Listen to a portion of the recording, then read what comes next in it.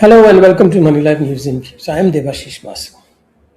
It's widely assumed that India will sustain 7 to 8% annual growth rate in gross domestic product for the next several decades and soon will reach upper middle class, upper middle income category according to World Bank.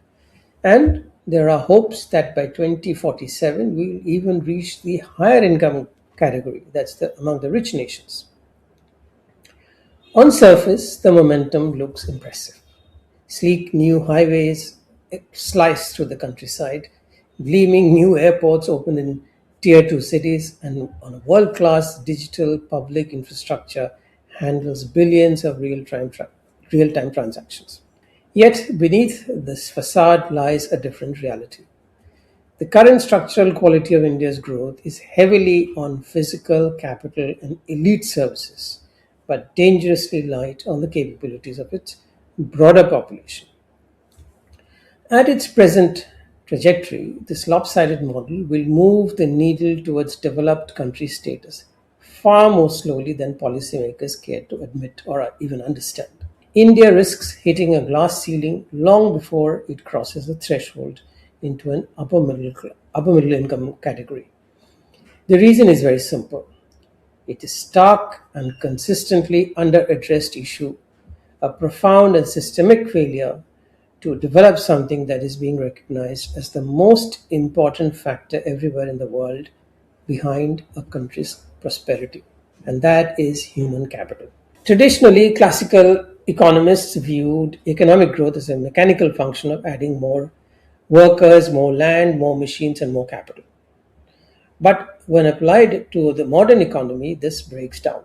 Physical capital, such as factory or a highway, is subject to unforgiving law of diminishing returns. A country can double its stock of tractors or computers, but it also needs to double its role of literate, educated, and qualified workers to operate them. Otherwise, they will just sit around rusting.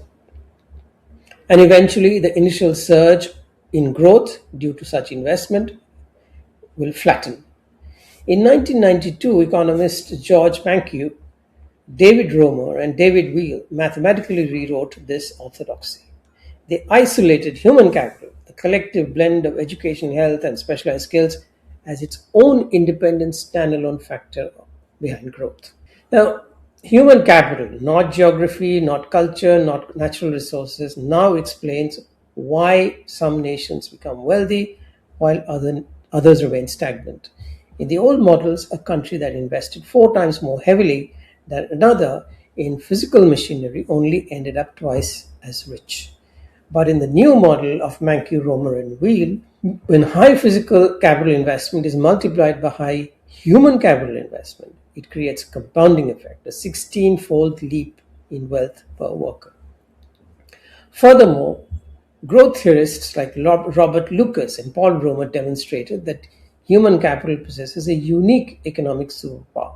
It does not suffer from diminishing returns. Unlike a physical machine, knowledge is non-rival.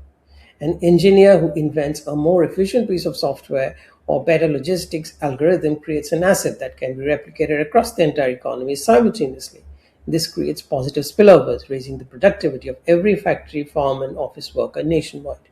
In short, physical capital builds the floor of an economy, but it's the human capital that is the engine that puts the ceiling upwards.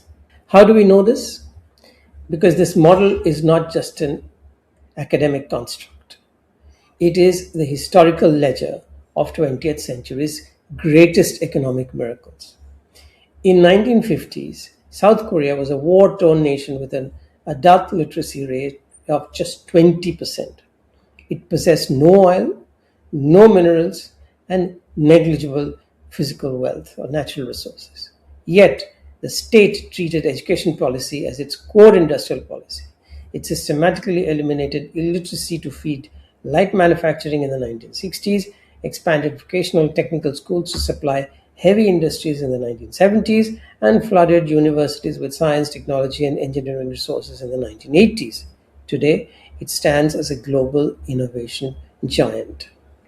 Singapore faced an equally grim start upon its sudden independence in 1965 from Malaysia, lacking even domestic water supply Prime Minister Lee Kuan Yew noted that the island's only asset was its people. The state ruthlessly aligned its schooling system with the exact technical requirements of foreign multinationals. Later, rather than letting skills grow obsolete, it pioneered continuous state funded adult retraining. China, the ultimate manufacturing leviathan, followed a human capital playbook too. Before Deng Xiaoping opened the economy in 1978, decades of public investment had already secured widespread basic literacy and rural healthcare. When global supply chains arrived, they did not just find cheap labor, they found highly disciplined, literate workforce capable of reading blueprints and executing complex assembly. When that model ran its course, Beijing executed the largest higher education expansion in human history, graduating over 1 crore students annually, heavily weighted towards engineering to lead the world now in electric vehicles and green technology, among many other things. India's path has been the opposite. The country has successfully cultivated brilliant, world-class elite. Look at all the IITs that we have and all the people who are coming out of there. The premier technical institutes and business schools supplies the CEOs of Silicon Valley and the engineers powering sophisticated global capability centers in Bangalore. This elite, creamy layer allowed India to skip standard mass employment manufacturing and jump straight into the high end digital services. But an economy of 140 crore people cannot ride to the upper middle income status on the back of a few million tech professionals. Below this pinnacle of excellence lies a vast, starkly neglected human capital landscape. While billions of dollars have fallen into physical infrastructure, basic foundational learning, and public health languish. Data from World Bank's Human Capital Index consistently highlights that a child born in India today will grow up to be only half as productive as they could be under conditions of complete education and full health. The structural bottlenecks are painfully clear. Number one, the skilling mismatch. While India produces millions of college graduates every year, industry surveys routinely show that nearly half are unemployable straight out of school due to lack of practical market-aligned skills. Number two, the vocational deficit. Only about 4% of India's total workforce has received formal vocational training. The nation's network of industrial training institutes is structurally underutilized, burdened by outdated curricula and social stigma that prizes empty degrees over real-world technical skills. And finally, the health track. Chronic challenges like childhood stunting and malnutrition permanently impair cognitive development, placing an invisible structural brake on the future of the labor force. If India is to transform its much vaunted demographic dividend from a ticking time bomb into an economic engine, it must dramatically pivot its national strategy. Constructing physical infrastructure is necessary, but highways are only as useful as the value of goods and ideas that are moving across them. What should we do? First, the implementation of national education policy must be accelerated with a hyper focus on breaking the academic vocational divide. Vocational training must be destigmatized and integrated directly into the schooling cycle, shifting the educational metric from rote memorization to verifiable employability. Second, the state must forge deep institutional partnerships between industry, training centers, mirroring the Singaporean model. Curricula at ITIs and polytechnics should be dynamically updated by companies that hire them, making apprenticeship promotions the norm rather than the exception. Finally, public funding must aggressively target foundational childhood health and early years education, ensuring that raw biological capacity for the next generation is not compromised before they ever step into classroom. These are the bare minimum steps. And most importantly, these ideas are all known and have been articulated many times by experts. I'm not saying anything new. The question is, are we as a country, are our policymakers, politicians, the secretaries, the bureaucrats, the think tanks, are they serious enough to implement them with targeted results and accountability?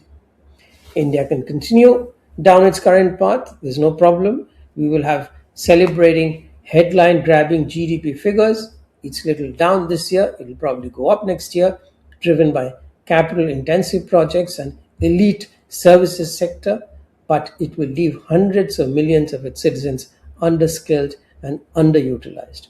Or we can recognize that the true wealth of a nation does not lie in the concrete that we are pouring, but in the trained capabilities of its mind. Until New Delhi closes this human capital deficit, its lopsided model will not move the needle towards the developed country status. Indeed, even moving out of the low middle income status that India currently is will be a struggle. If you like this video, please do share and do subscribe. Thanks for watching.